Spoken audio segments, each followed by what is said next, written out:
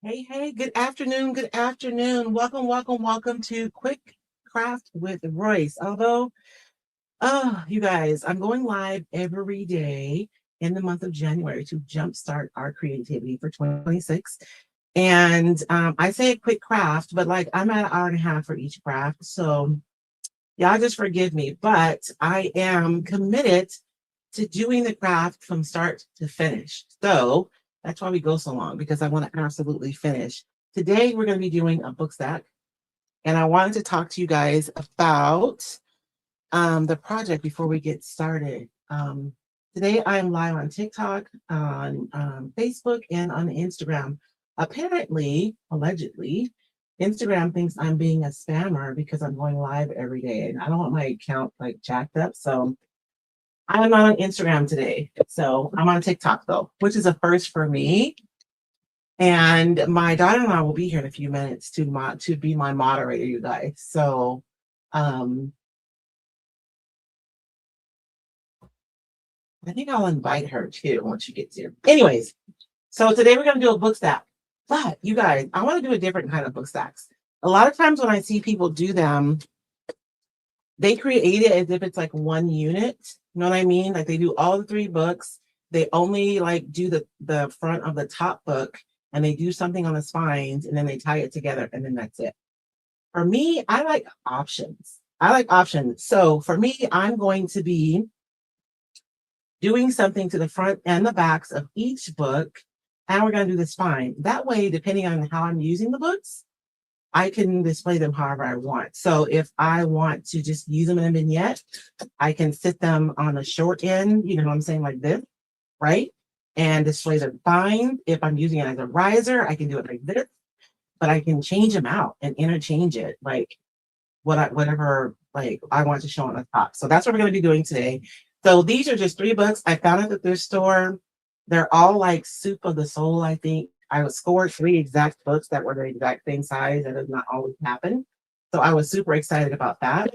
Um, and the inside's still in good shape. So if I have some people in here who be upset with me, don't be upset. It's fine. You can still read the inside of the book. But um, I've already taken the liberty of priming these ahead of time. I primed them yesterday for time's sake so we could get through the whole project today. So I have those. And then I wanted to talk to you guys about um, my decision making for which paper I'm going to use. So the first paper I have here is my dress form project block. So if you are new to Roycycled, I design and manufacture and distribute and sell decoupage papers. And these sheets are 21 inches by 29 inches. So these are large sheets. Some of them are like this. This is a project block, and they're meant to make multiple projects. And some of them are scaled for like furniture or home decor. So on this specific project block, this is my dress form project block. We used this paper already last week. If you guys will remember, we did our clipboard. We decoupaged with this sheet, and then we used some milk paint and some wax to make our clip look nice and like crusty rusty. If you're just coming onto my live and you're curious to see what we did, because I've been live every day, I just decided to go live on TikTok today.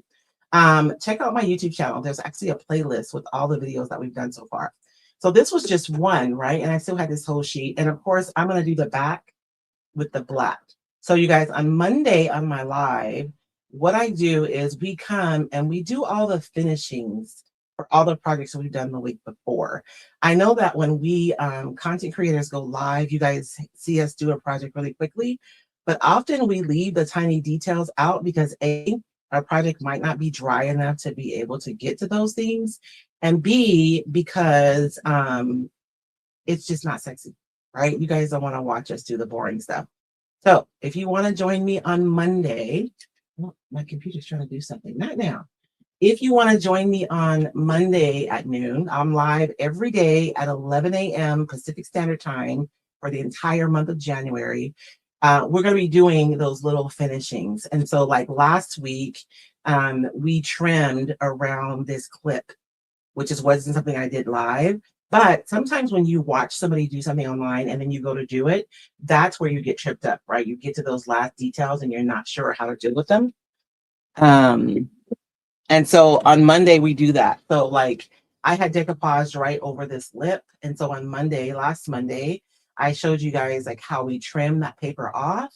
And then the paper stuck in some places. So we had to work together to figure out like how to get that paper unstuck. And then I decided ultimately, because I had primed it, to just use some wax because there was white in the project itself.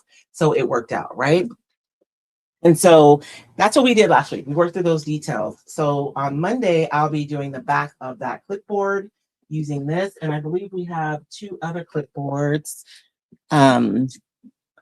We need to do the back of this clipboard. Ooh, I still have to prime that one. We need to do the back of this clipboard as well. And this one we did with the paintable floral decoupage paper from Roycycled. And it's kind of a mixed media. There's a transfer, there's some stencils in the back. And because it's sealed with a quality sealer, it can still be used, you know, as a clipboard, but you can hang it on your wall and you can have like art in your office, right? And then when you need a clipboard, you have a clipboard. So today we're going to be using, did I decide to use this one? Now I can't remember. Okay. So this is a project block and I could easily use a piece from each of these squares on each of my books, right? 1, and that would be 2, and that would be 3. And because these are all been designed to go together, I know that it's going to go together well. And I may even, because I want to do the front and the back of each of these books, I may sacrifice a piece of this dress form to do something too. Because I'm going to need 6, you know, different pieces. That would be cute, right? So maybe we'll do that. And then we'll do that. So I'm going to use this paper. I thought about using this one. This is another project block. And this thing will take me the longest time. It's making up my mind exactly what I'm going to do. Let me push you guys around a little bit so you can see what I'm doing. Y'all don't need to see me, right? This is another project block. And this one has 2 larger, and this is just like ephemera on this side. And then you have all these different elements on this side. And I thought it would be fun to use these pieces on the spines of the books, which now that I'm looking at it, I think I like that idea. So I may use some of each of these sheets, but they go together. They have that same kind of grungy warmth, and so it'll be fine. Everything's fine, it's fine. And even when it's not fine, it's fine. So if you're new here, my name is Royce Hunt Bell. I'm the founder, owner, and operator of Roycycled Treasures, where we encourage women to rediscover themselves through creativity by offering quality art supplies and art and craft supplies, instruction, inspiration, and encouragement to be able to create. And I mean create, whether that's for your heart, for your home, or even for your business. And so that's what Roycycled is all about. And that's why I'm always so excited when we meet together to create, because I've spoken to so many women who we get so not wrapped up. We give, right? We make a decision to give to our communities and our families and our churches. And somewhere along the line, we kind of forget about ourselves. But as we get older and we have more time, we're looking for ourselves again. And you can find yourself by creating, I promise. And so this is my aesthetic, you guys. You can make something pretty with different kinds of paper. I do have different kinds of paper, but this is what we're going to use today. So because these little blocks seem easy, let's start with them. But I think I'm going to do these on the back of each of my books, and then we'll choose the scripty stuff for the fronts of the books. So I'm just going to trim this paper, and I want to get the decoupage done first because we're also going to be painting. I didn't want to do all decoupage today. We're going to be painting too. And so I'm going to be using, this one is called the Roycycled Dress Form Project Blocks. And the other one is the Roycycled Junk Journal Project Block Decoupage papers. So I'm going to just list both of those and we'll see what I actually do because I don't know. We'll see. And then I have on my table that I'm also going to be using, I have a little bit of a transfer that I have left over. This was a larger transfer, but I thought we could put some topography on the spines. We'll just make up some titles. It doesn't have to be real, right? It's for decoration. I do have some milk paint. I'm gonna have to mix up some more in my jar. I have some chalk style paint. I have glaze out today. I think we're gonna use glaze instead of waxes. I haven't decided yet. Sometimes I just don't know what I'm gonna do until I start. So we'll figure it out. I do have some wax out today, but I also have some glaze out, and I think I'll probably end up using both in order to get the effect that I want from one of my books.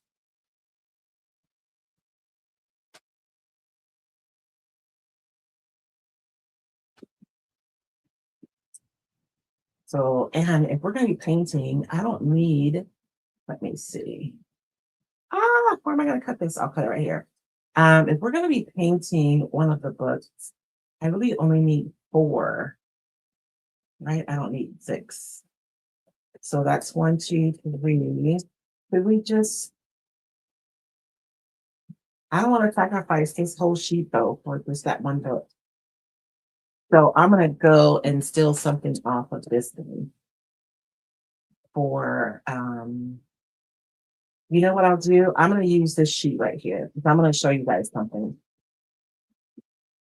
Sometimes you can, you want your decoupage to be the foreground, right? You want it to be the main character in your story. Sometimes you want your decoupage paper to be like a supporting actor, if you will. So today I'm going to show you guys something that you can do to push your decoupage back visually so that it's just supporting what you're doing and it's not necessarily the main star, right, in the story. And if you're new to my quick crafts, you guys, I'm not looking at comments because in order for me to get through this project start to finish, y'all, I have to stay focused. So if you have a question though, if you're on Facebook and you have a question, you can leave it and I'll circle back and answer it. For YouTube, you guys do me a favor. If you're on YouTube, if you look at the top of my channel, there's a tab for community.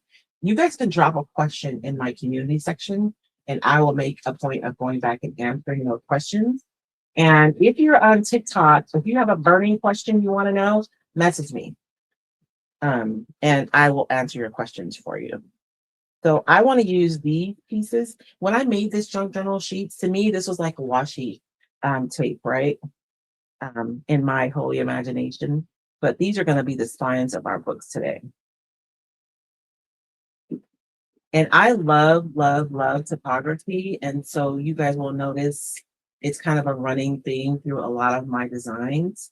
Even when I have like pretty floral designs, there's usually like a script or something in the background of that design. So I think we have everything that we're going to be using today's cutouts.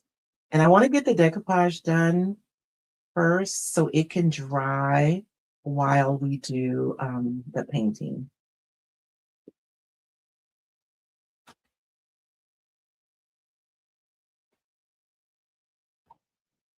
In my, I have a membership, my Roycycled Besties membership.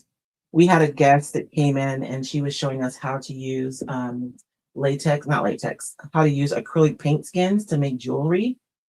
Gorgeous. And we were like, but your earrings won't match. But it's like, sometimes I don't want stuff to match. Like, I like it to coordinate. And that's what we're doing today. Like, our books are not going to be the same. They're not going to be matchy matchy, but they will coordinate well together. And I've already gone and I've done a lot of the work for you, right? So you know that everything on these sheets is going to coordinate no matter how you use them.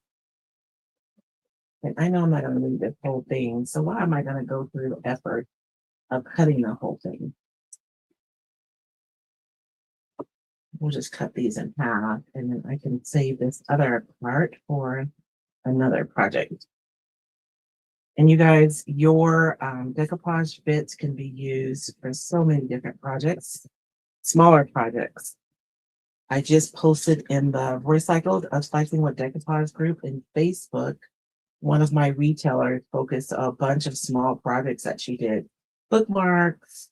I want to say there are some coasters, like really quick projects that only require a little bit of decoupage paper And if you guys are looking for decoupage paper, you can find the paper and or the retailers who are carrying the paper at roycycled.com. Okay. I guess I didn't want to cut it before though, because I wanted to show you guys. I'm thinking that I may even use this one for a spine, even though it's not going to necessarily make sense. I think visually that would be really cool though, right? So let's start decoupaging. I'm going to decoupage this one first because this one's going to have the most moisture because of what I'm going to do. Before I get started, I am going to be using a water-based varnish or top coat for my decoupage today. And I'll be using this to both adhere and seal my decoupage paper. If you have like chalk style paint or clay-based paint on your in your craft space, then you probably have a top coat, clear coat, varnish. It's all the same, right? It has the same purpose. And you can use that to adhere and to seal your pieces. You if you have like acrylics on your craft table, maybe you use acrylic paints, you can use an acrylic medium or a gel medium to decoupage with. If you are someone who has more like crafty supplies, you may have some craft paint, some crafty acrylic paints. You probably have like Mod Podge or a specific decoupage medium, and those work fine too. Which top coat you use really depends on how you're going to use your final project. So for something like for decor like this, like Mod Podge would be fine. But if I were going to be doing like a piece of furniture, I'd want to use like a really quality water-based varnish. And if I was going to be using it outside, I'd want to make sure and deal with something that was marine grade that had some UV protection, right? So what you use really depends on how you're going to use your final project. I want to use this paper here. And I told myself I was going to I'll find it in a few minutes because I do want to use a transfer with some topography on top of this. And so that's why I'm going to show you guys. We're going to decoupage this super yummy paper on here. And then we're going to push it back visually to the background so that we can go over the top of it with a transfer, and the transfer will still fit. You will be able to still see the transfer and it won't compete with the background. So I like to trim my decoupage paper before I start decoupaging, so that I'm not wrestling with a bunch of paper. You're less likely to get wrinkles that way. And I trim like 1/8 of an inch past where I think it's going to be on my piece, just to give myself a small margin of error, just in case I measured wrong or something. And I could use this again, another piece. Maybe. We'll see what happens. But we are going to decoupage this. And again, I'm just using a water-based top coat to decoupage today. And I'm only going to decoupage to the edge. I'm not going to, I want my spines to wrap up. Well, I don't know if they're going to be big enough. Let me take a measurement really quickly before I plan. I think this one is going to be big enough to wrap around, but I don't know that they all are.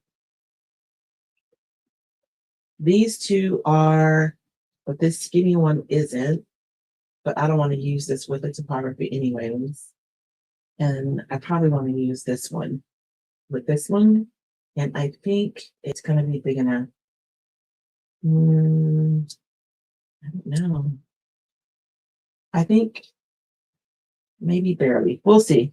I think we'll be okay. But I'm only going to bring my paper up to the edge of the cover of the book. And I'll use the other paper to wrap my spines all the way around. And I might change my mind from, one design to the next. We'll see what happens.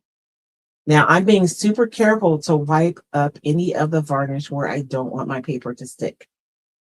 And I'm laying down my varnish, and I'm going to look at it from the side to make sure that I have complete coverage. Anywhere where it's like not shiny means that there isn't enough product, and paper is going to, even if it sticks now, it'll bubble later. So line And I forgot to mist my paper. I do like to mist my decoupage paper. And usually I do a starter row, but these pieces are so small. When I'm decoupaging smaller pieces, I'm probably less careful than when I'm doing larger ones. And misting the paper helps your fibers expand ahead of time so that they don't respond to your decoupage medium and you get like a completely wrinkle-free application. Now I'm going to leave that. Now I have my silicone cups that I use for my product. I put a little bit too much in here, but I put this in here for a reason. I wanted to show you guys something.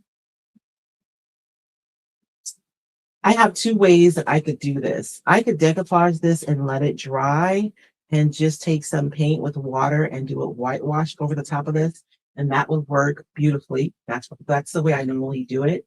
But for the sake of today, because I need this to dry while we're live together, I'm going to cheat. And so what I'm going to do is I'm going to add a little bit of paint to my the top coat before I go over the top of it.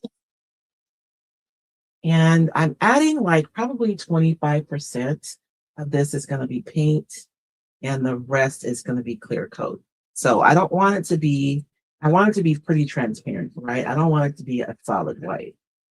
And I'm going to go over that. And because my paper is warm, right? It's not like a bright white like this white is. I am going to just take a little bit. I have some yellow ochre here. And this is just some acrylic paint. And this is a transparent yellow ochre. And I'm just going to put I think a dot should be enough. We'll see. I'm going to put it in there until I like the color of the paint. I just want to warm this white up. I don't want my stuff to look ashy, y'all. So I'm going to warm it up a little bit.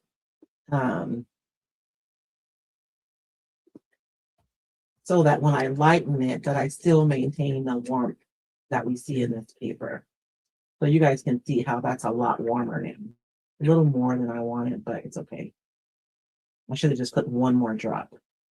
But we are going to make it work, right? And I'm going to go right over the top of this. And this is going to both seal my paper and push it back a little bit visually so that when I go over this with my transfer, it's not competing. And that still looks pretty transparent and you can't see a big difference, but I'm going to dry it first and see.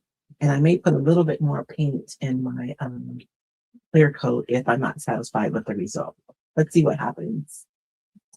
And just so you guys know, often on my lives, I'm experimenting. Like I've never done this before. I just thought about it before I came on and I thought that could work. So we're going to see if it works. And the thing about creating, whether you're creating arts, whether you're doing mixed media art, whether you're crafting, any kind of creating that you're doing, the learning and the growing comes in the discovery. So I always encourage my besties to experiment and to play. If I know exactly what I'm going to do every time I sit down to make something, it means I'm always going to be creating the same things. And that's no way. I don't want to do that. I want to create and learn and grow continually. And that comes from playing and experimenting. So I want that to push back a little bit more. So I'm going to put a little bit more paint in my top coat, not a ton, just a little bit more, because I don't want to push it too far back. And I really didn't want to have to put multiple coats on here. So I should have put more paint to begin with. But now I know, right? For the next time. So I would do like half and half if you were going to try this. Half paint, half clear coat. And then you could get it done. You could get her done in one coat. And again, I'm doing this because I want to push this paper back just a little bit visually so that when I go over it with my transfer, it doesn't compete with the transfer. And that's a lot better, actually. I can tell already.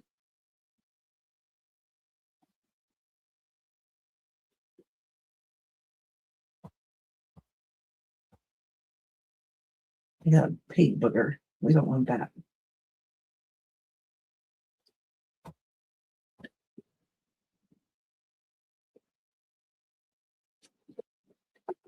And so you guys see how it pushed it back some. So this is the paper before, right? And this is it after. So it just pushes it back a little bit. So when I go over it with my transfer, this is like a beautiful background, but it's not actively competing with what I'm going to put over the top. And I want to make sure to give this an opportunity to dry fully before I put my transfer on. You can absolutely use transfers over your decoupage paper. The trick really is to make sure that your paper and the substrate underneath the paper is completely dry. Sometimes we underestimate how much our surface absorbs moisture when we're working on it. So if you're working on something really porous, like this book board is paper, so it's absorbing the moisture that I'm applying. If it were wood, it would be the same thing, right? Metal, not so much. It's non-porous, so it's not absorbing. So even though this is dry to the touch on the top, there likely is still moisture underneath. So if I try to go over with the transfer right now, my transfer may stick. And then when I try to pull it up, it'll pull my paper up a little bit. Now, if you're ever in a situation where you're trying to apply a transfer and that happens, just walk away and leave it alone. Leave it alone, let everything dry, and then come back later and you'll be able to finish applying that transfer. But if you keep messing with it and trying to make it adhere, it's just not going to, and you're going to end up ruining your project. So I'm going to set this aside and let it dry, and I'm going to work on another book. I could already tell I planned way too much for today, so I apologize ahead of time. But let's just do a quick decoupage of each of these. I think I'm going to take this one all the way to the edge. And I have no rhyme or reason. I'm just, I really like that grunge right there, but I can replicate that though. Let's try to keep some more of that key, because I like that too. That'd be kind of cool if I just wrap that all the way around, but it's kind of perfect. Look at that. Let's do that. That was fortuitous. Now that I'm going to do that, though, I have to make sure that I'm lined up on this side so that it covers all the way around the spine. So for this one, I'm wanting my paper to lay down a very specific way, right? And so what I'm going to do is I am going to do a starter row. What do I love more, the bug or the script? I can't have two bugs, then it's going to be off balance. I need three. So at least a piece of that bug needs to be up here. Yeah, okay. Double check, make sure I'm good that way. So because I want my paper to lay down like a very specific way, I am going to do a starter row on this one. And I'm going to put my top coat in this. This is a silicone cup. I think these are made for like baby food or something, but they are so perfect for your product. I can store this in here for like 2 weeks and it'll keep. And even if it dries in here, because the silicone, nothing sticks to it, I can just squeeze it and pop it right out and wash it and reuse it. So if you're looking for a more sustainable option, those work really, really well. So I'm going to do a starter row here. I'm going to mist my paper. I like to mist my paper ahead of time and take my time. If you like mist it and then you rush, you're really not giving the paper an opportunity to relax and those fibers to stretch. So just a few minutes. It doesn't have to be a long time, but just long enough.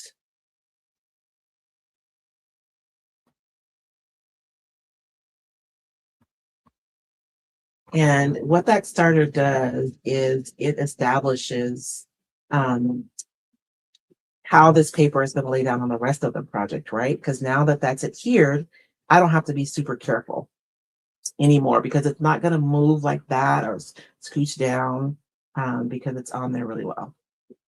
So now I can just do the rest of my project. If I do that, I'm going to go ahead and finish the front And then I'll come over and do the sides. And I'm going to mist the rest of my paper. And then while it's like chilling and starting to relax, I can get my medium down. And again, I'm just using a water-based varnish to both adhere and to seal. But you could use your Mod Podge or your decoupage glue, or even like an acrylic medium or gel medium, or if you have acrylic on your workspace. I do like to work from one side to the other and push out any bubbles as I go. I'm not really worried about wrinkles, but I don't want to get air caught under there either. And the thing about the recycled tissue paper is, unlike the napkin, because it is an 18-pound tissue paper, so it's much heavier than tissue paper, but it's still tissue paper. So you get the benefit of it kind of melting on your surface and being like almost indetectable. Undetectable. Y'all know what I mean. At the same time, but still having more strength than, say, like a napkin would give you. So the heavier tissue paper gives you the best of both worlds.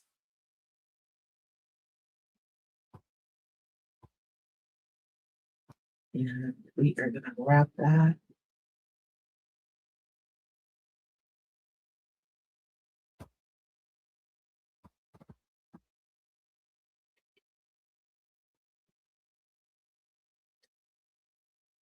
I probably should have been a little bit more careful on this side. I don't want it to stick on the, like, past that little indentation. So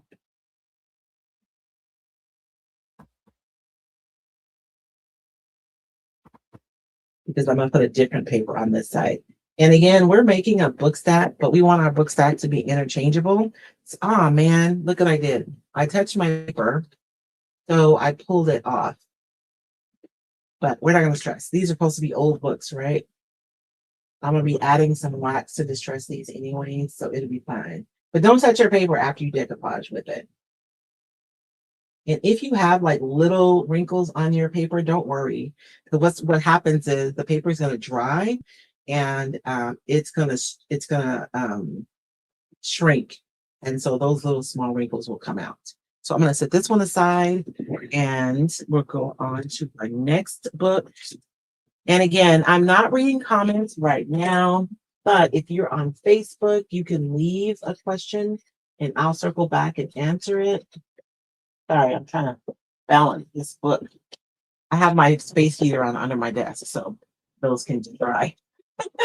I'll go back and answer your question. If you're on YouTube, if you're going to the communities tab, you can leave a question there and I'll make sure and go over there and answer them. And if you're on TikTok, my daughter-in-law is coming to moderate, so she may be able to scroll back. But if you have a burning question that you really want to know, message me and I'll make sure to check my messages once we're done. So for this one, we actually have, let's see, I'm going to use all of these. Let's do this one first. I feel like, could we do 2 books with that? No. Dag nabbit. I love a good Harlequin. So let's do this one.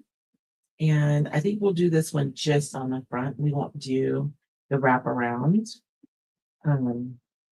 That's so pretty, right? And I love a juxtaposition. Like, this is so pretty, you know, and feminine. And then we have our other elements that are like grungy, and a little bit more masculine. But I think that's my favorite. My style is kind of, I say steampunk-ish, right? It's not like all out steampunk, but it is steampunk-ish. I love industrial decor. I love Victorian details. I love grunge. I love photography. So if you guys ever see me making something like this, it's because I'm making it for myself. I'm being selfish today. Okay. We'll make something pretty tomorrow, I promise. I'm going to mist my paper and just like give it a few minutes and let those fibers relax and stretch out, right? And I can help it along softly. It is wet tissue, so you don't want to be too hard on your paper. My friend Sherry used to say I manhandled my paper, but I don't think so. I'm being soft.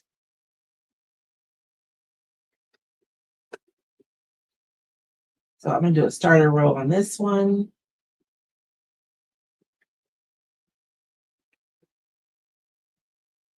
And I'm being super careful not to get any decoupage medium over here in this area where I don't want my paper to stick. When you're using the missing method, you may find that you need to use more medium than you usually do. And that's fine, but just make sure that you don't leave puddles. If you have puddles on your surface, you'll end up with these weird ripples in your paper, and nobody wants that.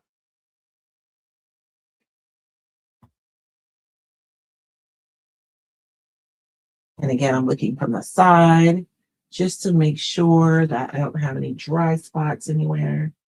And dry spots are puddles, right? Because either one's not good. You want complete coverage, but you don't want too much either. And I'm working from one side to the other, and I'm pushing out any air bubbles as I go.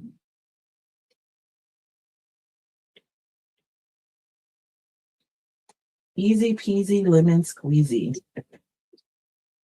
And you guys, decoupage is good for so many things. So if you're someone who's been wanting to try decoupage and you've been hesitant to do it, I like to encourage you to try because it's not hard. And if you're doing decoupage for the first time, don't start with a big old piece of furniture. Like, be nice to yourself. Start with something small. Like, this is a nice small project. And I'm going to show you guys 3 different projects while we do this book stack. We're going to do like a full-on Roycycled, like Royce, not even Roycycled, complicated project. And then we're going to do a nice simple one.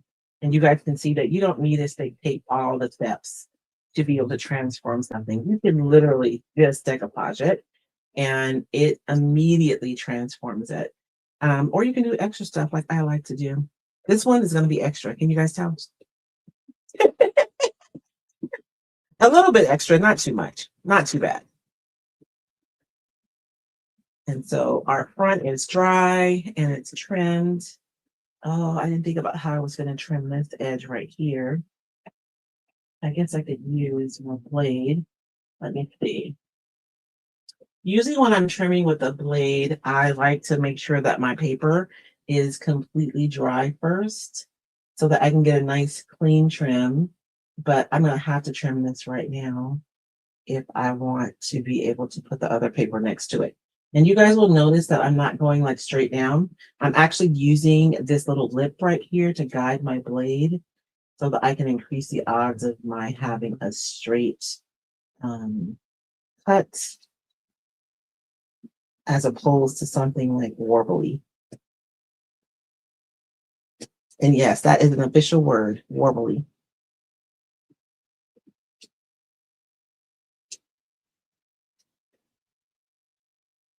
I think I need to change my blade. Ah! I did what I want to do. So I'm trying not to press too hard because I don't want to cut my book, but I need to press hard enough for this paper to come on. It is a bit of a dance. If my blade was new, this would be a lot easier.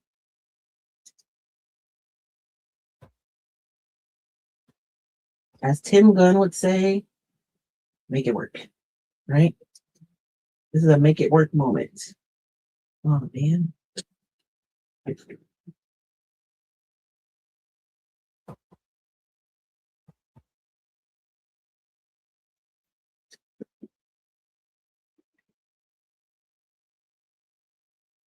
Don't do this. Your blade should never be facing you. It should always be facing away. Safety first.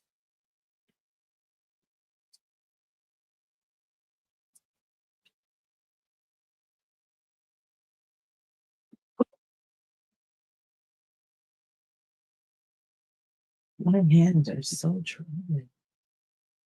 I forgot to put my We have a local shop that uses goat milk, and she gave me some stuff on my hands. It's been working really good because in the winter my skin gets so freaking dry. But I forgot to put some on this morning. Okay, so that's trimmed. And I think I'm going to put my spine on first. And we said we're going to use this one, right? Let me trim this white off.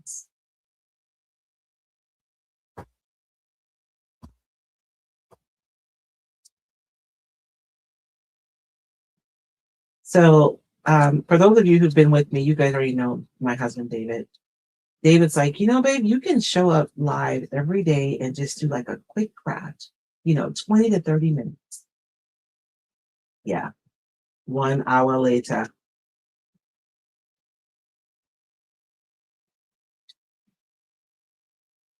The problem is my mind says I should do a book stack, right? And so then I'm like, oh, that's a good idea. And then what if I do this? Ooh, and what if I do that? And then it just keeps going and going and going. And it keeps going until I push live on the camera. And sometimes it keeps going past that. That's what happens. So I apologize if I've driven somebody completely crazy because my quick lives have not been quick. But hopefully, if you hang out and watch the whole thing, you will learn something new, which is always my goal. And if you would like to learn more about decoupage, and not just like how to glue paper to a substrate, but like there's so much more you can do with decoupage. I do have a class. It's decoupage, my Decoupage with Confidence course. And you guys can find that at roycycledacademy.com. This one's not going to go all the way around to the back, but I think we're okay. I'm just going to decoupage the front and the spine.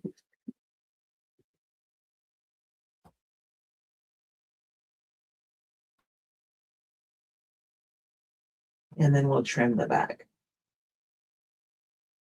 And if you're just popping on, you guys, we're making a, what do I call it? A repositional book stack. So often I see people make a book stack and you can only use it one way.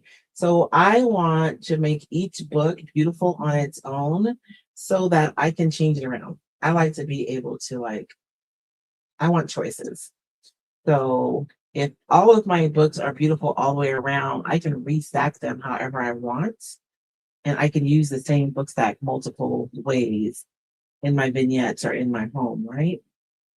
Especially if you're someone who does like vignettes for like photography, or maybe you're a furniture painter and you are staging your stuff, you want to have options, right?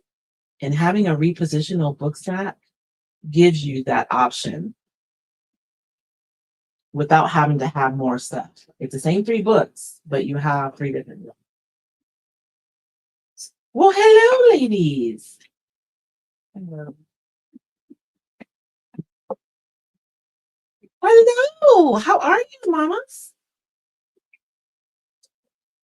She's like, oh, Lord. I think she thinks I will put her to sleep every time she sees me, Ariana, because she keeps rolling her eyes at me. My grandbaby is here. And Ariana's here, too.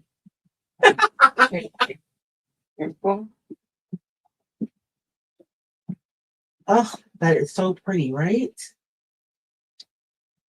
Are you live on TikTok? I am. My phone's right there. I tried to add you as a moderator, but your name didn't come up when I looked for you. So that's that one. And we have the spine done. And I'm going to sit this down and let it dry. And we'll work on the next one. You want to come say hi? Let's say hey to Grandma. Oh my God, you look so cute. Can you say hi? Can you see yourself right there? Say hi. What are you doing, Grandma? What are you doing? What you got there? Okay, add me to your moderator now. Or you gonna have you messing with it while I'm live? Okay. Oh, like I can just add you? Yeah, just click on my name. Okay, let me see. Oh, invite. Oh, Queen Ari. I was just looking for Ari. Invite. Invitation sent. No, you wanted me to be a guest on there. Oh, Want me to be a no. guest on there? Yeah, you can be a guest if you want. No, you don't want to be a guest? But it's gonna hear us double time if I'm in here. Oh, okay. Well, I don't know, Irina. Oh, thank you for the follow. Thank you, thank you. Let's say invite. See if I can. You want to just take the phone? Don't show nobody. You guys don't judge me because my shop is a mess. Just telling you right now. I'm glad I moved my sorry, y'all. We're working with tech over here. So let's go. Which one did we do first? We did this one. So we'll trim this one. No, that one's still kind of wet. And they both are. So I'm gonna hit this with a little dryer and then we'll do the back of this one.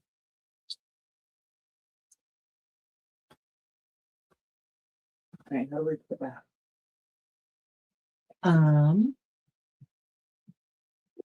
Okay, so now you're a moderator. Mhm. Oh, good. Then I can just put it down to the table. So I'm going to dry this a little bit more. You can trim your paper when it's a little bit wet, but I will tell you that you're going to be more likely to get like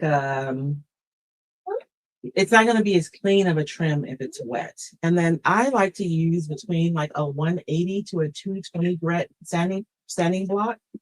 If you use anything like if you lower than that, like a 80, the little sand on there is so big it can score your edge. And if you use something like a 300 or a 320, you'll just be sanding for your economy. So like to me, a 180 to 220 is better. You can move that stuff off that table right there. No, I'm requesting to be your so I can talk to your TikTok people. Oh, okay. And real quick, I'm gonna go inside. Oh, not gonna leave me. Let me see. I'll talk to your TikTok people. Where do I go? I can invite you. Yeah, go ahead. Okay. Is David here? He is. Okay. We're gonna go bother him and go inside and talk to your TikTok. Oh, okay. Thank you. And so now I can take this and I'm going to drag it down. I'm going kind of diagonal though, so I can cover more surface area at one time. I didn't get the invite. And sent it. You're going to kick me off. She knows what she's doing. Okay. Thank you. And so I'm only going down. If I go side to side and there's a piece that's not tacked down, I risk tearing my paper. And if I go up and down, I risk like lifting it and having the same issue.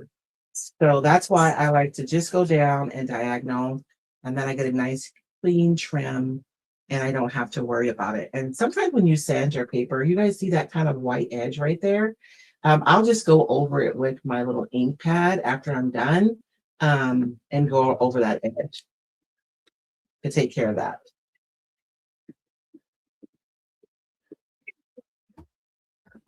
Oh Lord, can you mute? Sorry. Okay.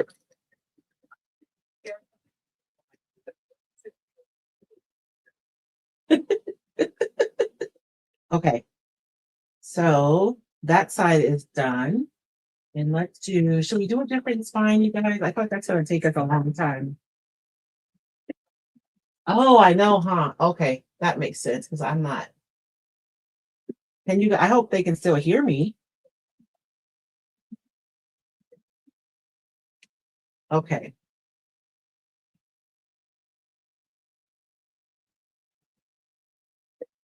Oh, that is so pretty, right?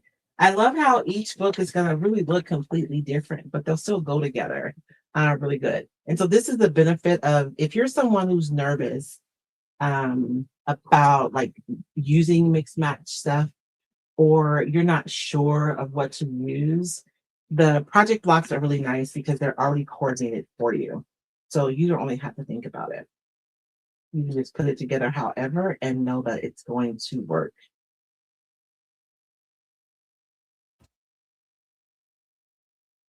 I think to save time, let me see. I'm going to do some painting too. So we're not doing just decoupage. Maybe I should do that on this one. We'll paint the spine and the back of this one. That's what we'll do. I think this is dry enough that I shouldn't have issues. Because I did want to do some painting. That one, we did it all the way around. So let's, I'm going to put this one down to dry and we're going to decoupage the back of the other one. And then we'll come back and we'll, let me think. We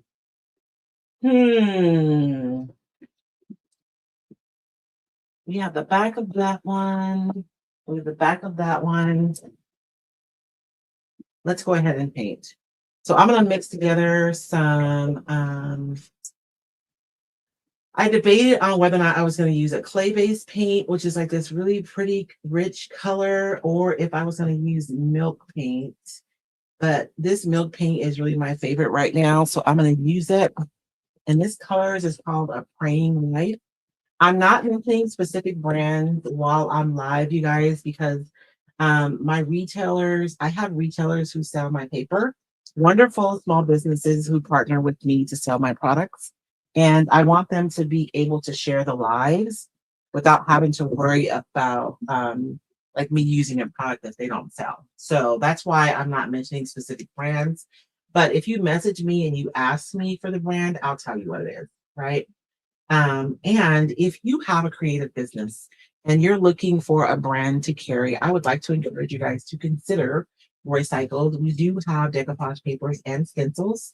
Our buy-in is pretty low. I would say it's lower than most brands.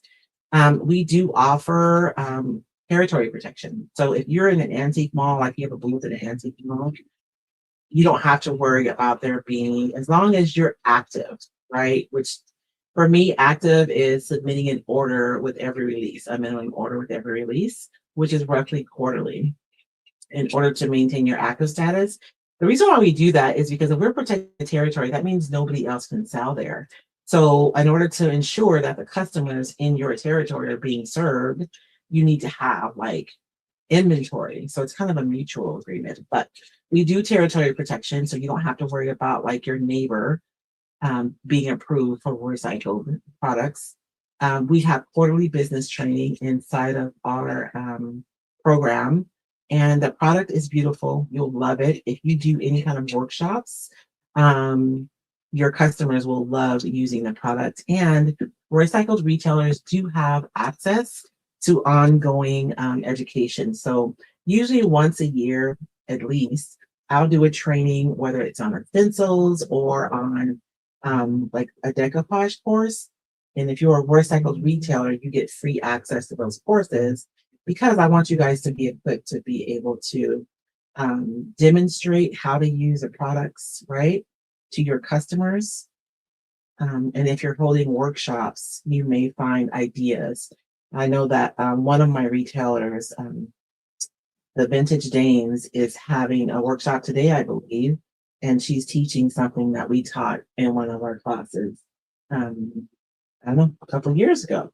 So, and even if you're coming on and I'm not currently teaching a course, on your dashboard, you'll have like multiple courses in there, past courses that you can go and take free so that you'll be equipped to be able to use the product and share with your customers effectively.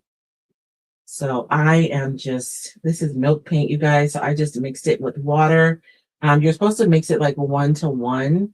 I like to mix it a little under so that my paint can be a little bit thicker.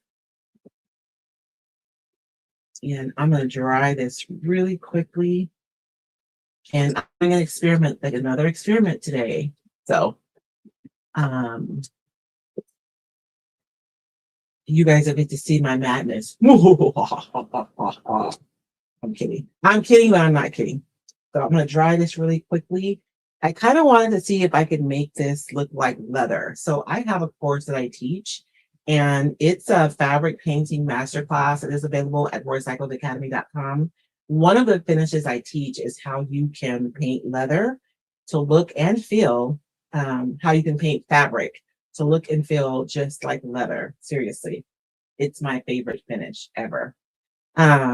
And so I was curious to see if I could take some of those techniques and apply it to my book and get a similar finish. So we're going to see what happens because I don't know.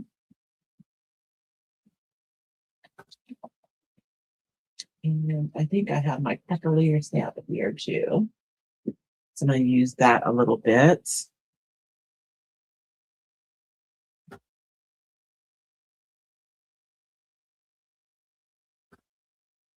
Should I do 2 coats? I'm thinking I should probably do 2 coats of this before I go in with the other paint colors.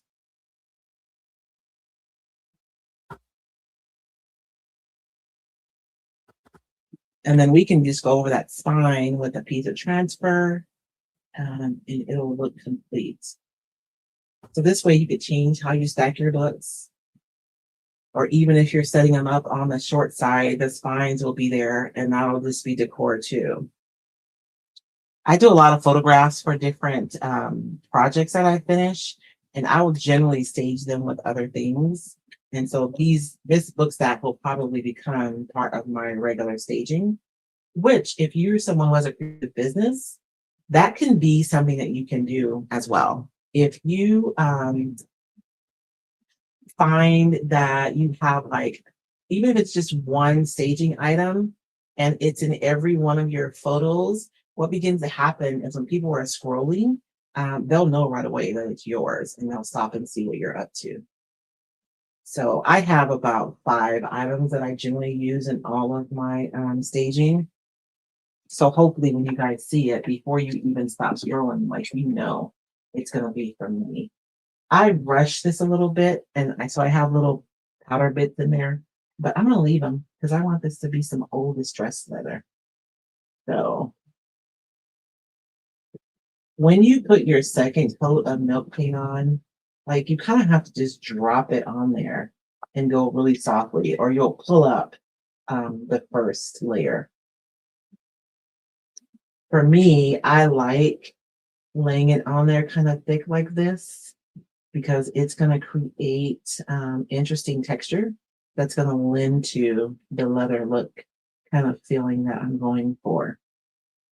I've just discovered milk paint, you guys. I've had it for years, and I think I used it once or twice, but I've been playing with it lately, and I am obsessed right now.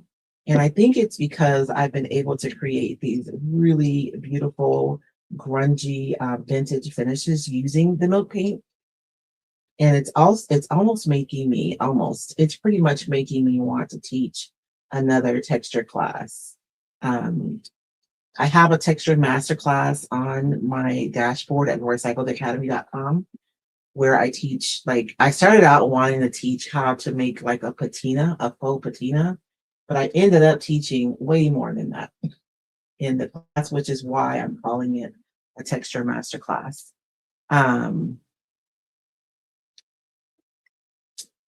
Because we go over so many different things in the class. But I'm thinking about doing another texture class and incorporating the milk paint because I've been experimenting with it and I like it so much. And milk paint is interesting because it's like it takes it a few minutes to absorb to moisture. It's really, I don't know how to explain it. Like, I kind of laid down too much milk paint on this, but I don't know that I'd be able to do it another way because it wasn't really spreading. It's like it absorbs the moisture and then it releases it. It's interesting. But I'm learning how to use that to my advantage to be able to create like really yummy textures. Even that, like touching it and pulling it up in certain areas, doing that on purpose.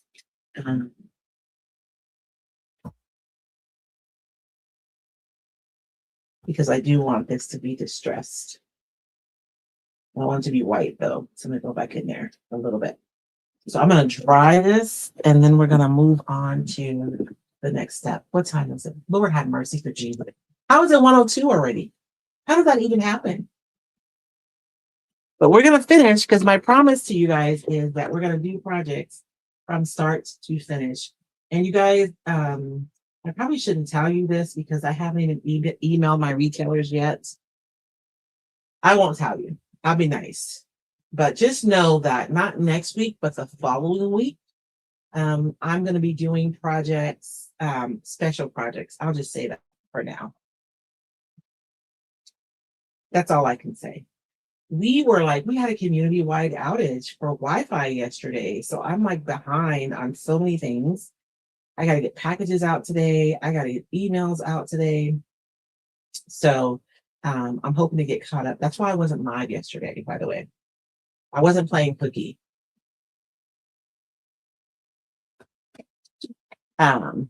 We just didn't have, it was like on and off. It was super glitchy all day yesterday. The entire community. So crazy town. But we're back today.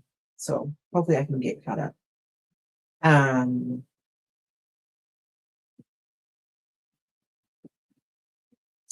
was going to say something and that left me. So if you guys enjoy my madness, I will be here every day at 11 a.m.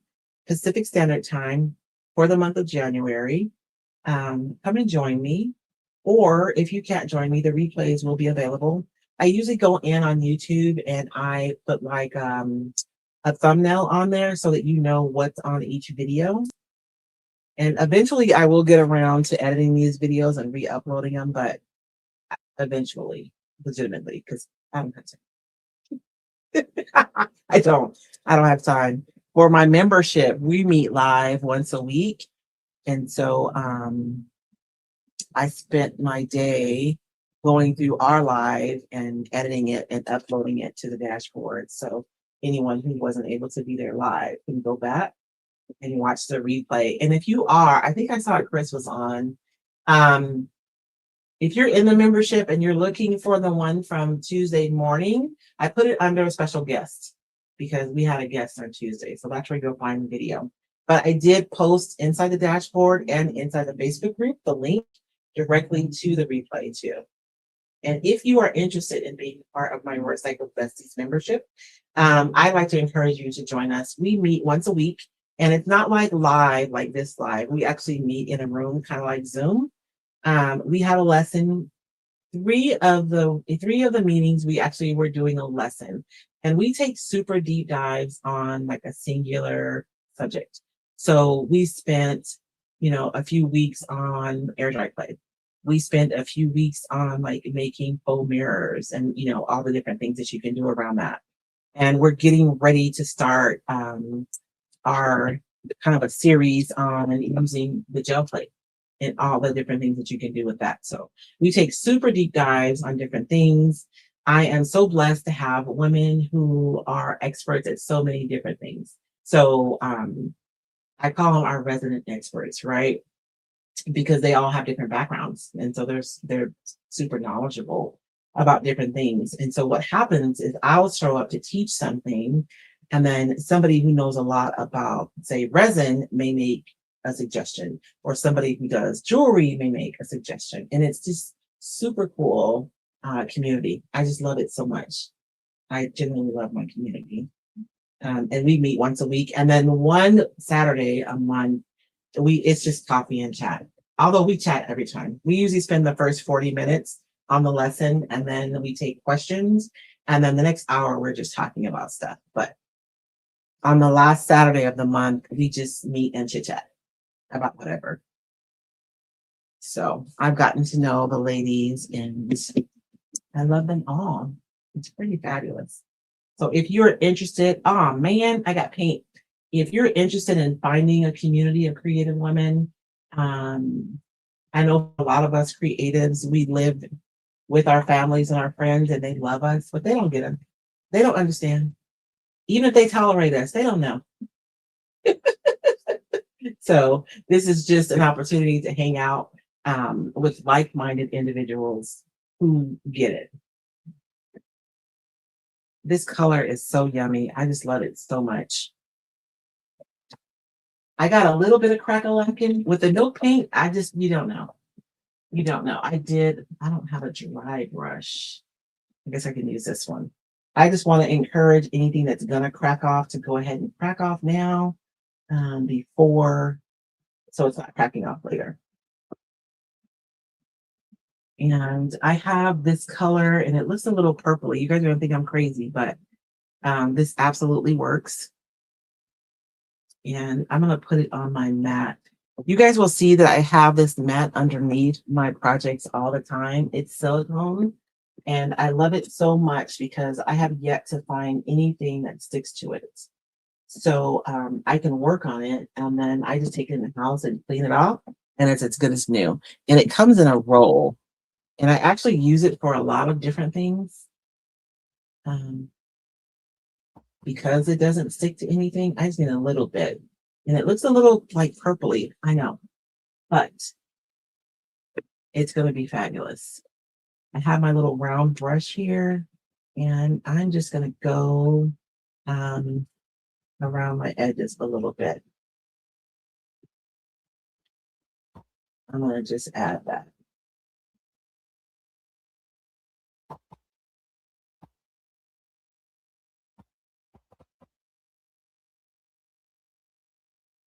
And I'm really kind of dry brushing it. I don't know how to explain it. I'm putting it's a little bit more than a dry brush, but not much more.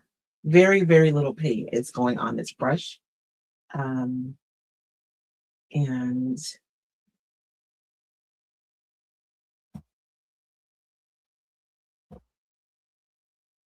I wish I had my small brush. This big brush is making it a little bit harder to do what I want to do, but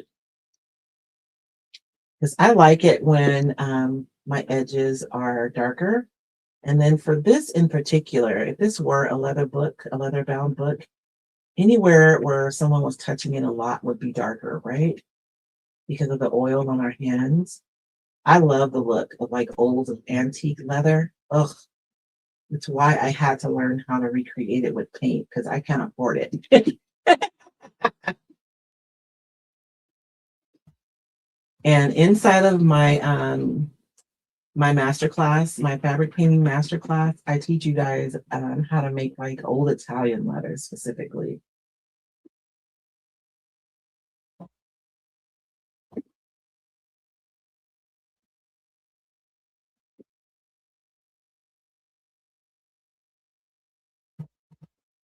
Somebody's probably grabbing the bottom of this to take it off the shelf a lot, right?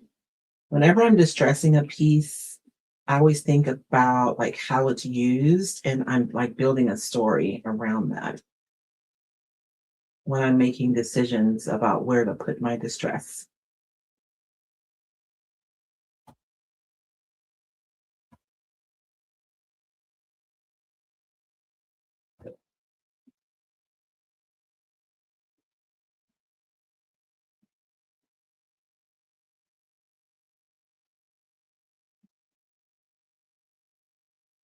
And it doesn't have to be even way around because it wouldn't age evenly, right?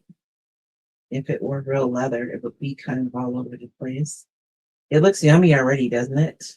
Ugh, I love it so much. And so you have this, look at that, versus just the plain.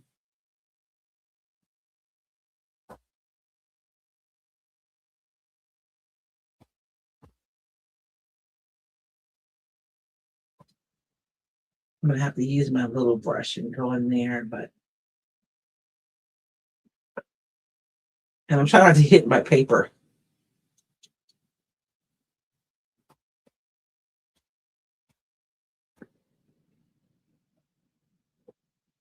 I should have painted that little line right there. Should I bring this around? Because I'm gonna wax this too. Let's make it all cohesive.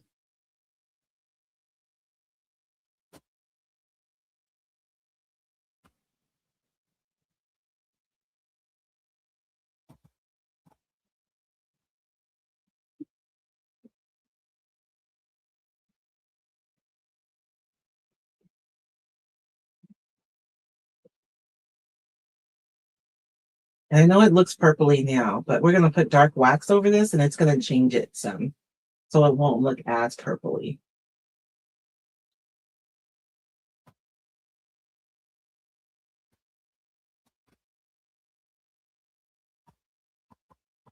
And like I said, this is probably the most this is the most complicated version of the 3 books, I promise. I will do a simple version. So if you're new to decoupage, you do not have to do all this. This is just me being extra.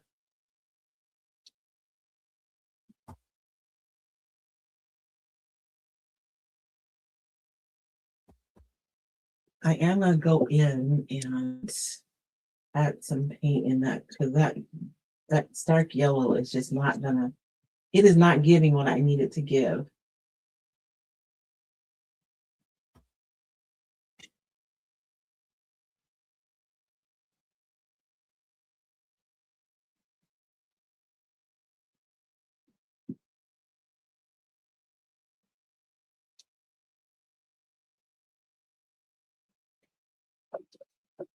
It is 1:13. Good night.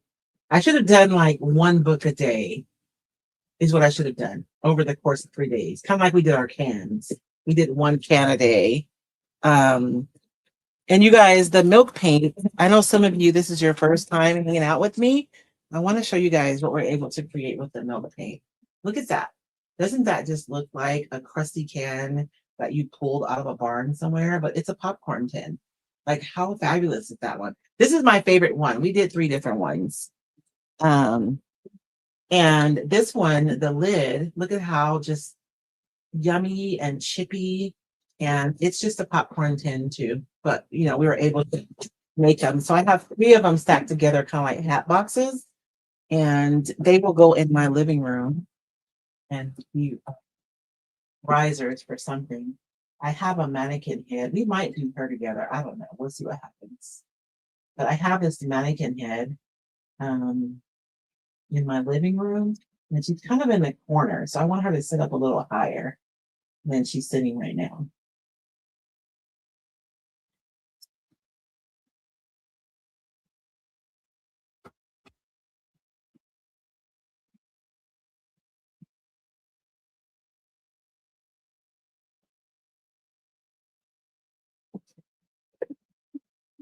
Somebody stop because I'm getting it on the paper, but don't worry. We'll wipe it off before we wax it. It'll be fine.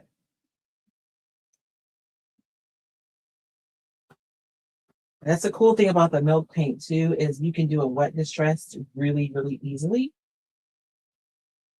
Whoops. It's kind of cool though, isn't it? You see that? Now I want to do it on purpose.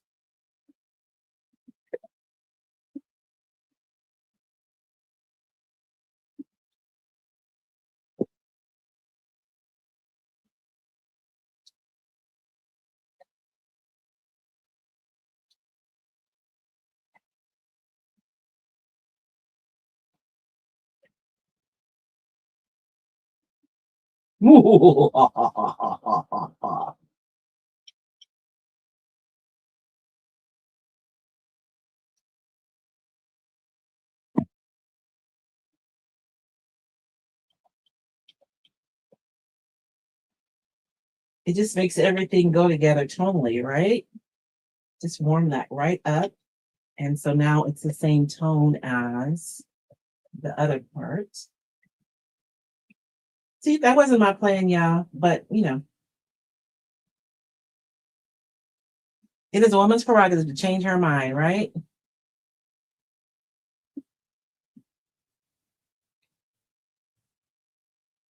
And I'm not supposed to be spending as much time on this book though. So let's finish this one up so we can go to the other ones.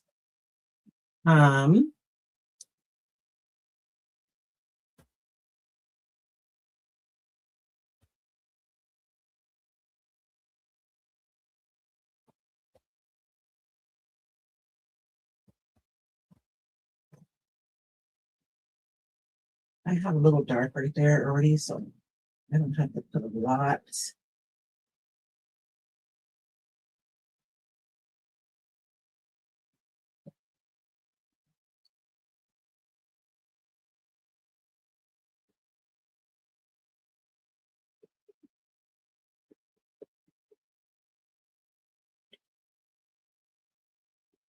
Now, if you're working on this project, right, and you get to this point, if I wanted to put a transfer or something over this, I would need to do it now because I'm going to finish this up with wax, and you can't put wax down and then put a transfer.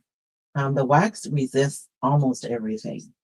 So once you wax it, you're pretty much done, which is what we're going to do next. We're going to wax this really quickly, and then we're going to be done. Now I'm sitting here thinking about whether or not I want to. Oh, I know what I wanted to do. I have my crackleer stamp right here, crackleer, and I am going to. Where is my brayer? I'm going to add some crackle using the same kind of red purpley paint. I get a lot of questions about using paint with your stamps. Oh man, I got that paint booger on there. You can, absolutely. I do suggest using a brayer because you get like a really, almost a perfect amount of paint on your stamps when you use your brayer. And it's not going to be the same as ink, but it's you can use it though. So I'm just going to touch that right here and there. I'm going to add the little crackle using that stamp, like another element. Actually, this stamp set has a couple of textures, and the one I wanted I couldn't find. It's like a bigger crackle kind of a texture, but you see how I was able to put like visual texture on there, even if I don't have physical texture. Oh, my spine. I'm gonna have to put my transfer on there real quick. Before, I don't know if it's dry though.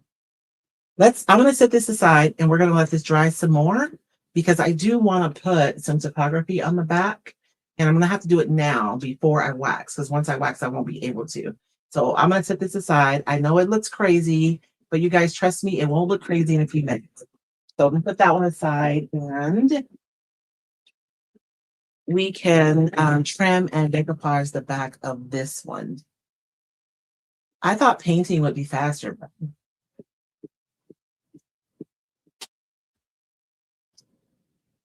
my mind just doesn't stop, and it keeps giving me more ideas.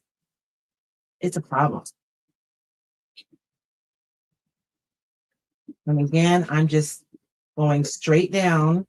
I'm down and across though, because I can get more. If I just go like this and then like that, like it takes forever, right?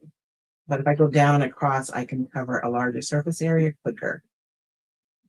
And this is my finger sander. I love this so much. You can find it on Amazon. And I would show you a link to my Amazon channel, but I mean my Amazon store. I'll put it up in a few minutes.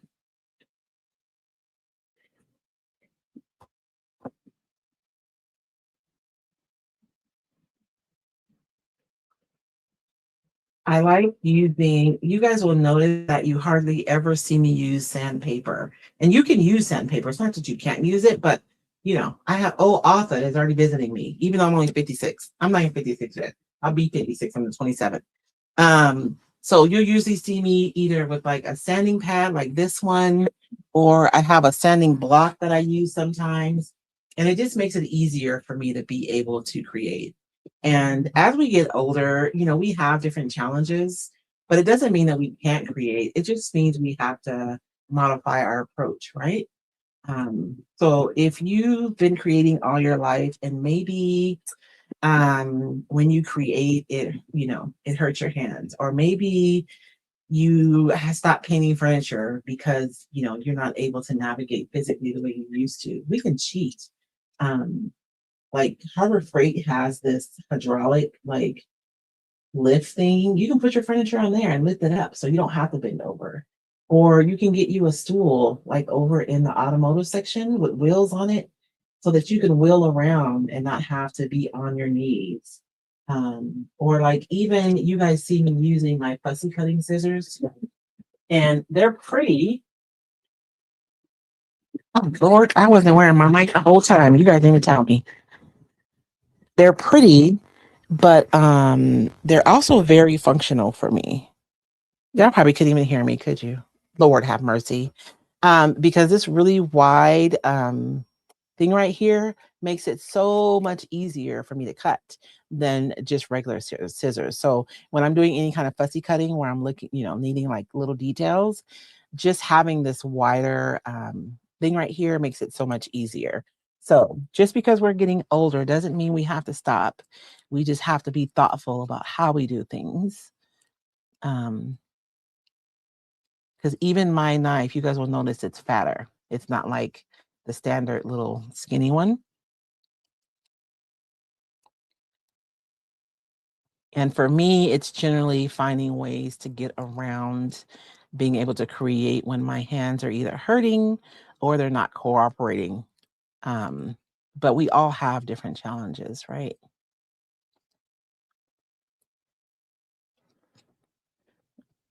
But there are no rules. I was thinking last night because I've been working on like learning classical art, and whenever I've spent so much time sketching in my sketchbook that I can do that well. But whenever I try to sketch something out on my easel, it just never comes out right. And I was thinking about it last night when I was working on getting ready for my next project, that why do I feel like I have to sketch at my easel? Like if my sketchbook works, then I'm going to sketch in my sketchbook. And then I'll probably use a projector when I get ready because I'm doing like these studies, smaller pieces. When I get ready to go to my canvas, I'll just project my sketchbook sketch onto my canvas.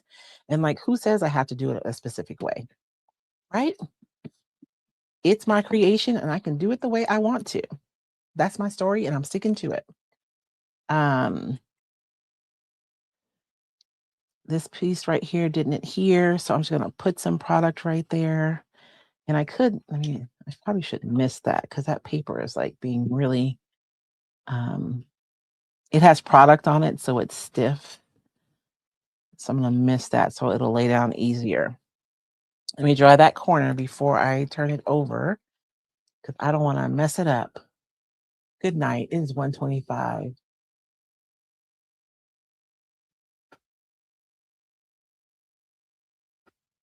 And you guys, if you are doing projects, and I would love to see, like, you guys have no idea how much joy it brings me when I see what you guys have created. On Facebook, you guys can show me in the Roycycled Upcycling with Decoupage group. You do have to request to join that group. I am pretty stringent with that because I don't want a whole bunch of spam in my group. And so you have to request before you can actually post, but you can post and then I'll look at it. And once you're approved as a member, then you can post whenever. I just went through and approved like 100 plus people yesterday. Not yesterday, day before yesterday. I feel like I have to use this piece, right? We have to have some of this in this group of books. So you can go to that group. If you are not on Facebook, you can go into, they're telling me, I haven't seen anybody post. One of my besties, will you guys do me a favor? Will you guys go into the community section on my YouTube and see if you can post? Help a sister out so I know, because I can't tell because I'm logged in, right? I'm running my finger along the edge of this so that I can mark the paper where I need to trim. And then of course I'm going to trim a little bit past that so that I'm not trying to trim it perfectly. Let me clean up a little bit. I want this to stay dry or it's not going to work right, but I need to clean up a little bit. I got everything under the sun out over here. Because theoretically you should be able to post a picture there inside of the communities tab on YouTube. So if you guys, I know that somebody already posted a project inside the group last week where she did some tins. I just love seeing. It's one thing when somebody says, "Oh, Royce, that's really neat," or "That's really pretty."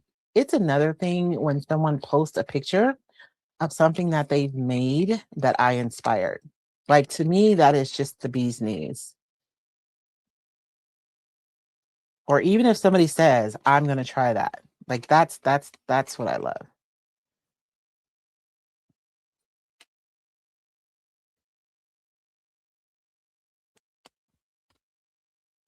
Okay. I always like trimming my paper. I just feel like when you're fighting with the paper and you're trying to get it down at the same time, that you're more likely to get wrinkles or to make a mistake. So I like having just enough paper on there.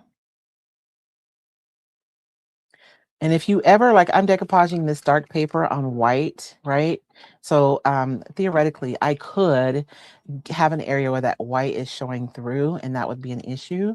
You can just use like a glaze or a dark wax to cover up that really white area, and it'll be a lot less noticeable. So even when you make a mistake, or we won't call them a mistake. Even if you make a happy accident, we can fix it. There's generally always, almost always, a way to fix it.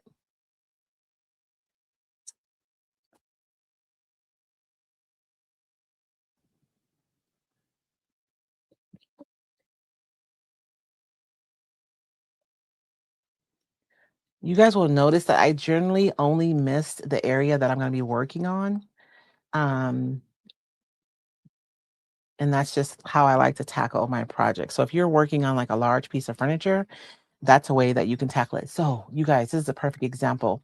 Remember yesterday when I talked about how you can spray the front of your paper, but if you have paper that has like a lot of ink, right? That this ink acts as a resistance and it takes a longer time for the water to saturate. You guys see that? Everywhere where it's black on the front, there's very little water on the back. So that's why if you're working with like a more saturated paper that has a lot of ink, you may want to mist the back of the paper rather than the front.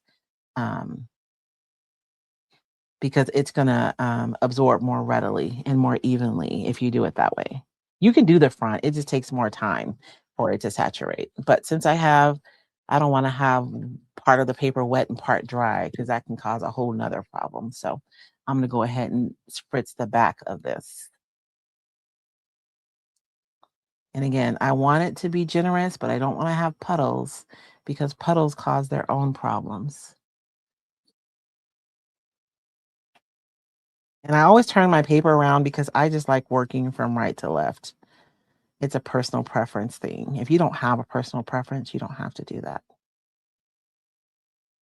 And you guys will notice when you first start decoupaging, if you're brand new, you'll be like super cautious and super careful and you'll follow all the rules. But once you've done it for a little while, you will not. You'll just do whatever works in that moment.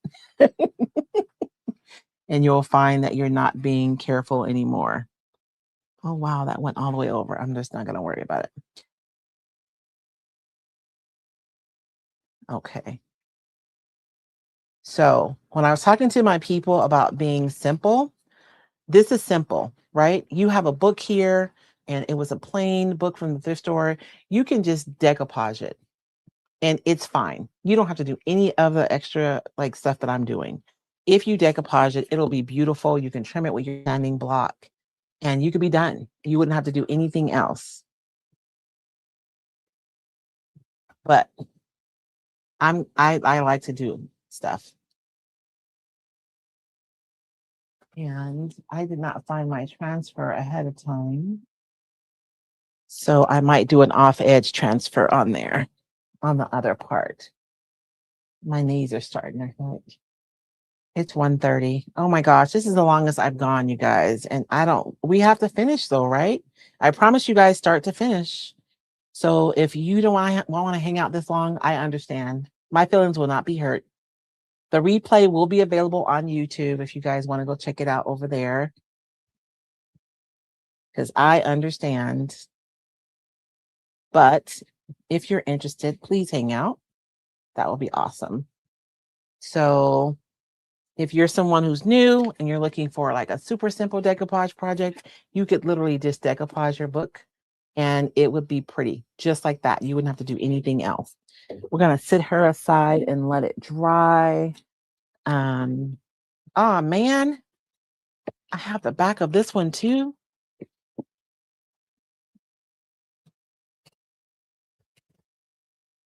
I should have just wrapped this paper all the way around. And that's an option too. You can just take one piece of paper and wrap it all the way around. That would probably be like the simplest, right? thing to do. But what we'll do is we'll use the other piece of the same paper for the back of this. And I'm just going to do a quick, simple decoupage on this one because we are running out of time. Well, we've already run out of time, if we're being completely honest. But I do want to show you guys. It's the Dame leather paint. That's what threw me off. I'm sorry. I got excited. I love the grungy bits. You guys notice I always try to keep those on the book. And this heater, I have this heater under my desk so that it can warm everything, but it's killing me. Killing me, Smalls.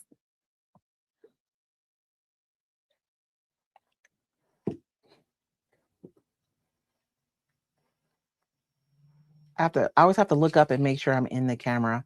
I need to like put some marks on my table so that I know when I'm in the shot, like have like a visual reminder of where I need to be.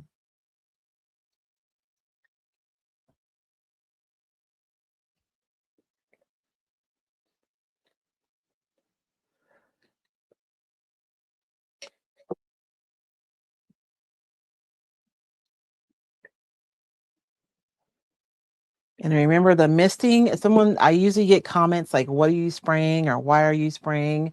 All I have in that spray bottle is water.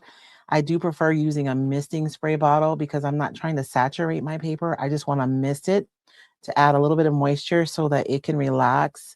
And that way, when it comes into contact with my decoupage medium, it doesn't respond and I get a really nice wrinkle-free finish. It is the easiest way that I've found to be able to get a wrinkle-free finish with my decoupage paper. That's why you guys see me use it over and over and over again.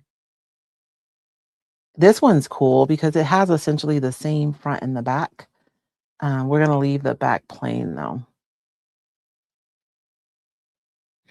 I just love old ephemera. Like, it has the stamps on there and you have a script on there. I don't know why it brings me so much joy. So let's sit this one down and let it dry. And let's add our, I hope it sticks to I haven't tried to put a transfer on chalk paint. I'll be honest with you guys. So this is still a bit of an experiment. 100 plates. That looks like a good title. We'll do that. And of course, this is just a piece from a much larger transfer, but I don't throw anything away. So I have it.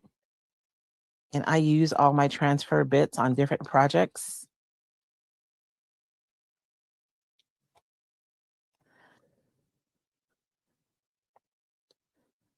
You just want to make sure that when you're saving one of your transfers, that you keep your backing paper on there. So I'll show you guys really quickly.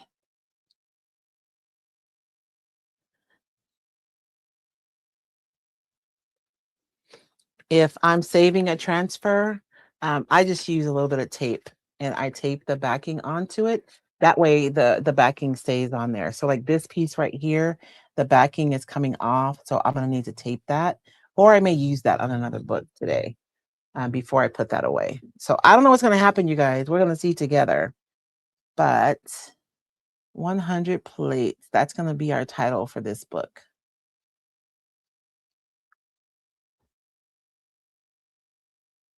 And this should be dry. Should being the optimum word here. So we're going to see if I can get that transfer down. Oh, it's transferring. Lovely.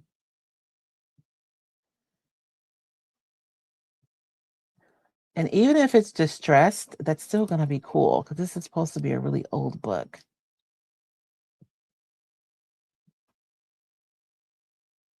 There's moisture, I can tell, because it's not. So you see what happened? The paint is sticking to my transfer. It's not going to lay down because there's still moisture under here. So what I'm going to do is I'm going to leave this over here and I'm going to come back later to try and put that down. I don't want to seal it because then it'll be a different color than the rest of the book. Maybe I'll have to use a stencil on this one because I want you guys to see the wax. So we're going to wax this. I'm going to start with some dark wax to just kind of push the idea of the darkness around the edges. And I know this doesn't have anything to do with decoupage, but you know, decoupage is just part of that's just one tool, right? In your toolbox. The more tools we have, the more we can create. So yes, I teach decoupage, but I generally teach other things too. So I'm going to take my wax and I'm going to go around. I'm really sad about that edge. I'm going to have to find a stencil to put there maybe. Now I'm not going to do this either. I'm going to go back to that later because I got to figure it out. And I'm just going to go around though these edges with this dark wax. And the reason why I'm only going around the edge with the dark wax is because this is a really porous, surface. So if I go in with the dark wax right away, it's going to absorb it really fast and I'm going to lose control over how dark my piece gets, which is what I want it real dark around the edges, which is why I'm fine going around here. But I don't want it all to be dark. And what you can do is put your clear wax down first, and then you go over with your dark wax, and you just have way more control over the final finish.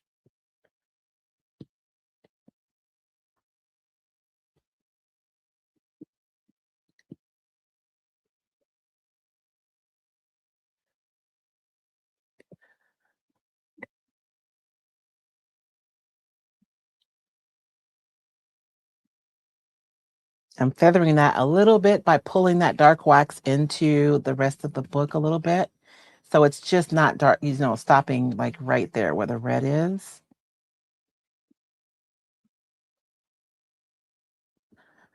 And now I'm going to go in with some clear wax and go over the rest of this. And the wax, see how it just wakes that paint up? So beautiful.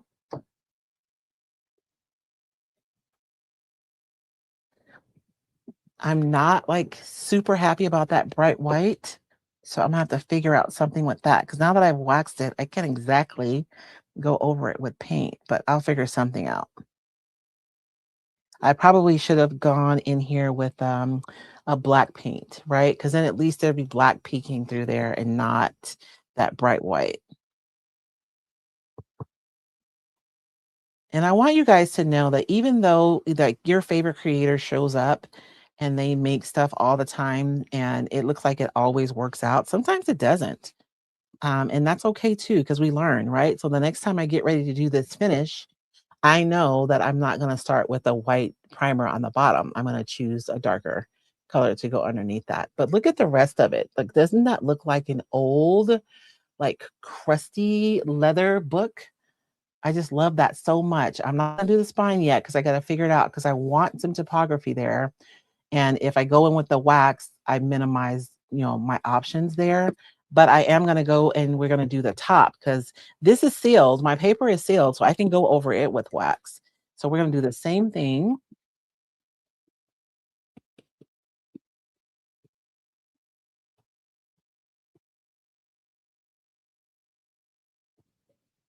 And I'm going to go around the edges with the dark wax first.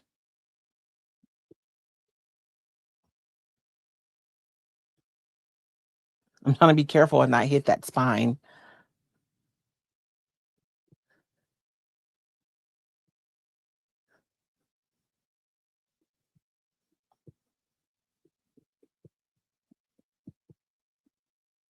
I may have to go pull out my Cricut and make me a stencil for that.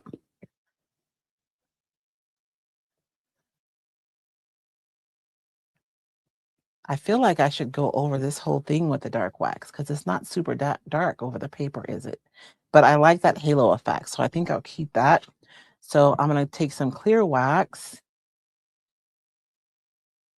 And what that does is just control how dark it gets. So I can go over this now with the dark wax and it'll still unify the tone, but you see how it doesn't get dark like super fast. And then I'm going to wipe off the extra wax, but I'm going to be careful because if I buff it too much, it'll get shiny, which is not the look I'm going for. I don't want shiny.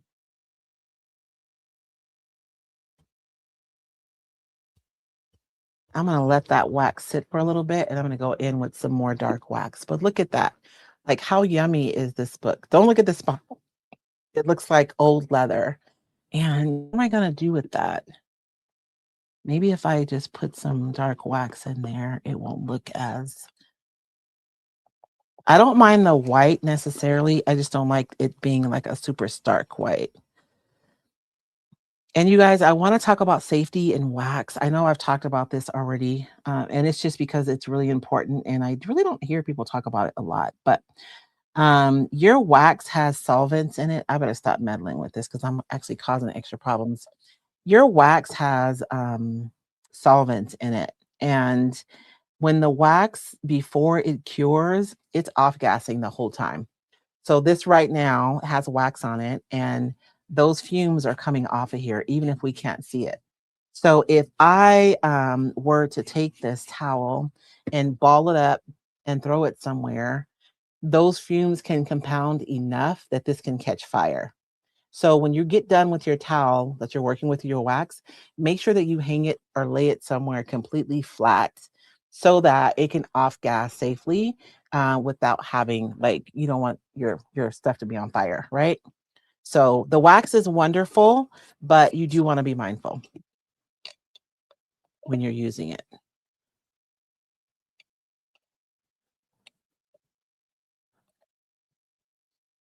And that's true for paste wax. I don't know if that's true for all the waxes, but definitely for if you open your wax and you smell, because you can smell the solvent, then you want to be careful. If you have a wax, because some of them are organic and they don't have a lot of solvents in them, they may not have the same issue.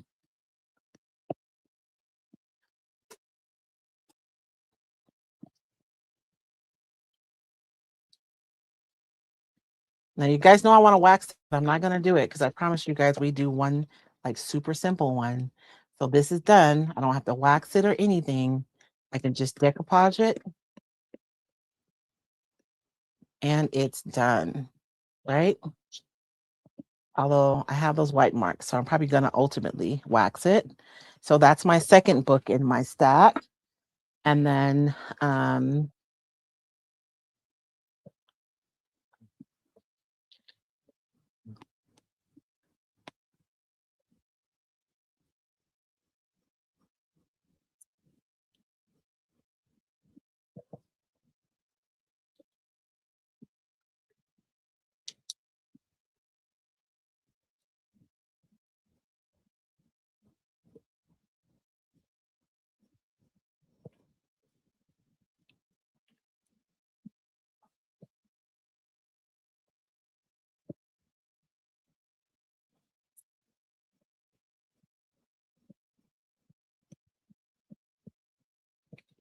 this is my third book in my stack.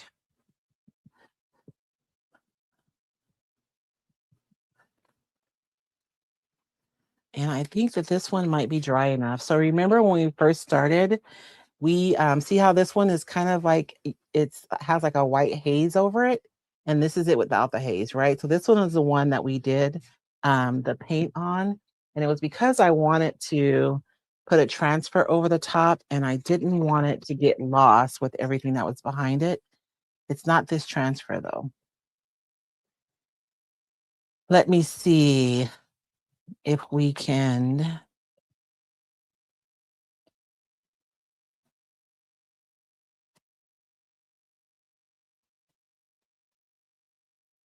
And it doesn't have to make sense, right? I mean, I guess it's nice if it does, but it doesn't have to. But we're going to make up a title to our book. And this is an older transfer too, which may be the issue. Are you tired of me already? No. Mhm. Said it looks great so far on TikTok. Oh, thank you. And you are at 12. Am I? I've been here long enough. I think this And the transfer. baby is not letting baby go back to work. Oh, she's. She's chasing out the door. Oh. I know. David is nice. The kids love David better, you guys. Until Nana comes in. Now Nana's the queen. I know. Nana is the queen. See you later.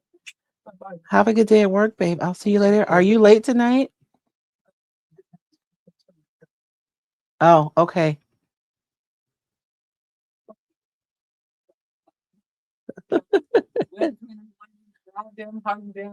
Oh, you don't want to let your grandpa go?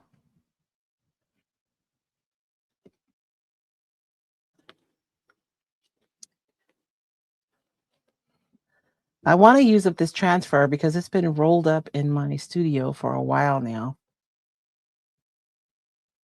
And this is from one of the older transfers,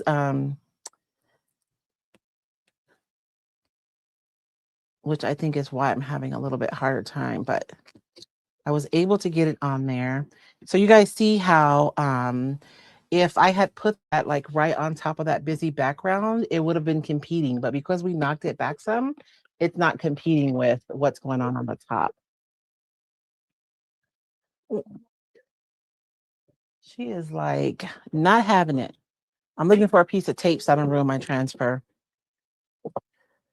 So I'm just going to put a piece of tape right here so it doesn't separate from the back. And then I think industries, let's do this piece. You guys think a flower would be weird on this one? I think we can put a flower on this one. We want something kind of pretty.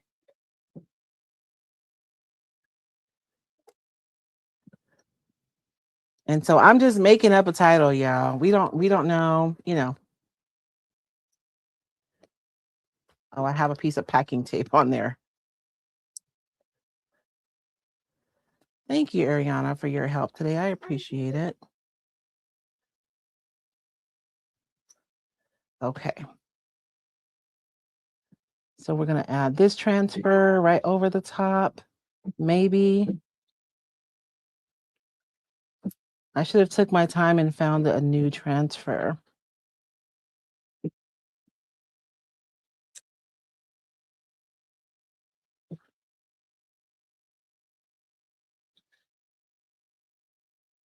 Sometimes when I'm dealing with the older transfer and I can't get it to release, I'll cheat and like make like a little wave.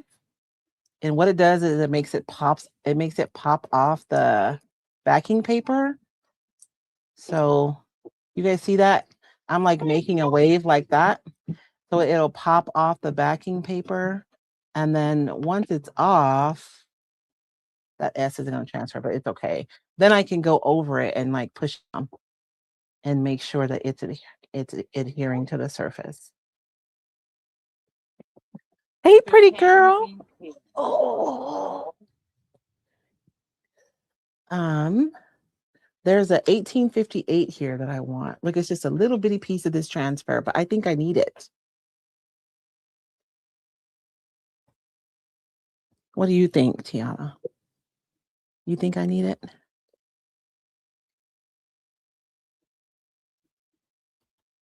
We're going to put it right there.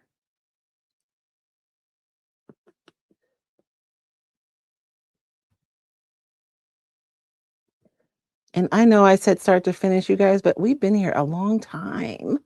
So this is what we'll do. On Monday morning, Monday at 11 a.m. Pacific Standard Time, this will be one of the things that we finish together. So that way we still finish it together.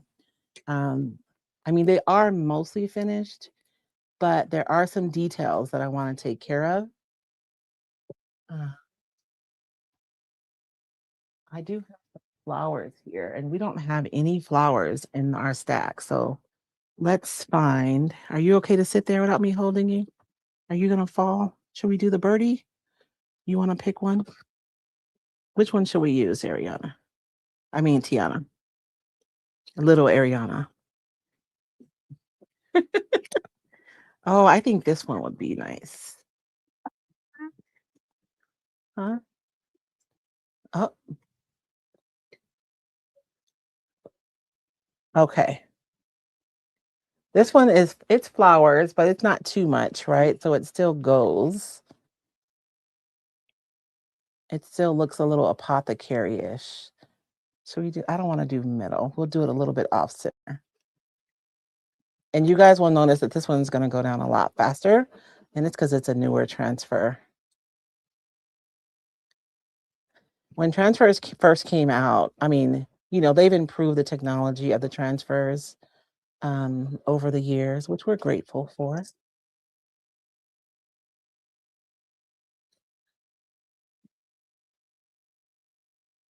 See, that was a lot faster.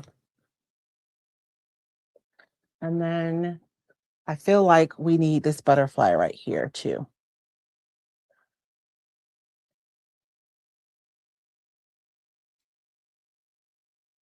You gripping onto that bread pretty hard, Tiana. Right? Just a little butterfly.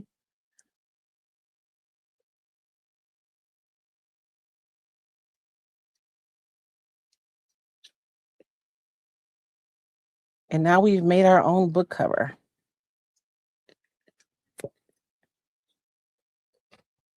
And so I think we're pretty much finished. We'll do our details when we meet on Monday.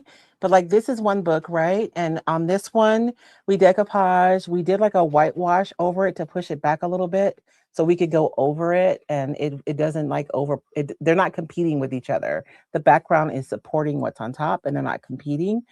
We use a piece from that for there and then the other half. So like this one's pretty much done. We have a second book. All we did for this one was we just decoupaged it. That was it. Super simple. So like this is the simplest, right? We just decoupaged it. This one we decoupaged. We did a little whitewash and we used transfers. And then this one we decoupaged. We did some kind of a leather look on it a little bit and we waxed it to make it look like an old leather book. So you can decide like which book you want to be on top. If you want this one to be on top, we don't want bread. If you want this one to be on top. So now you're not beholden to just one stack of books in one specific way. And then on Monday when we meet, we'll finish our spine together. So that way that'll be the detail that we finish at the end. And I'm probably going to go in and wax my pages so that they're not bright white either. So that is my craft for today. It was not very quick, but I'm hoping that you guys learned something new. I hope you guys enjoyed today's project. And even though I have transfers on these, I could still go in with wax right on top of these transfers as well. So when we meet on Monday, this will be one of the things that we kind of go through and do those small details together. You guys, there was so much experimentation today, right? And I would not have known that these things would work if I hadn't experimented and tried first. So I want to encourage you guys, just remember that experimentation leads to creativity. Experiment and play with your products and your processes so you can grow creatively. If you guys are looking for Roycycled Decoupage papers, you can find the papers and the retailers who carry them at roycycled.com. Thank you guys so much for joining me. I will see you tomorrow at 11 a.m. Pacific Standard Time, and we'll be doing a completely different craft. Thank you guys so much. You have a blessed day.